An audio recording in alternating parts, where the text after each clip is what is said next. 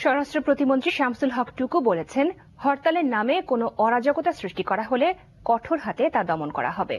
তিনি বলেন, দেশের অস্তিত্বের উপর আঘাত এবং যুদ্ধাপরাধীদের বাঁচাতেই বিএনপি অযৌক্তিক এই হরতাল ডেকেছে। আজ বগুড়ায় মিউনিসিপাল অ্যাসোসিয়েশন অব বাংলাদেশ ম্যাব এর রিজিওনাল কনফারেন্সে বক্তৃতা শেষে সাংবাদিকদের তিনি এসব কথা বলেন। পরে বগুড়া, জয়পুরহাট, পাবনা ও সিরাজগঞ্জের 28টি পৌরসভার মেয়র, কাউন্সিলর ও কর্মকর্তাদের নিয়ে অনুষ্ঠিত সম্মেলনে বিশেষ অবদানের জন্য 11 মেয়রকে পদক দেওয়া হয়। অন্যদিকে বিরোধী দলকে সংসদে এসে কথা বলার আহ্বান জানিয়ে প্রধানমন্ত্রীর অর্থনৈতিক বিষয়ক উপদেষ্টা ড মশিউর রহমান বলেছেন, সংসদে এসে কথা না বললে দেশে অরাজকতা সৃষ্টি হতে পারে। সকালে খুলনায় সিটি কর্পোরেশনের উদ্যোগে মেয়র পদক 2011 প্রদান অনুষ্ঠানে তিনি কথা বলেন।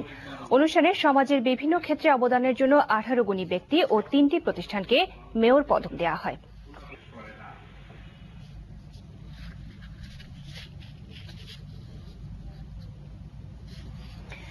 ইউনিয়ন পরিষদ নির্বাচনের দ্বিতীয়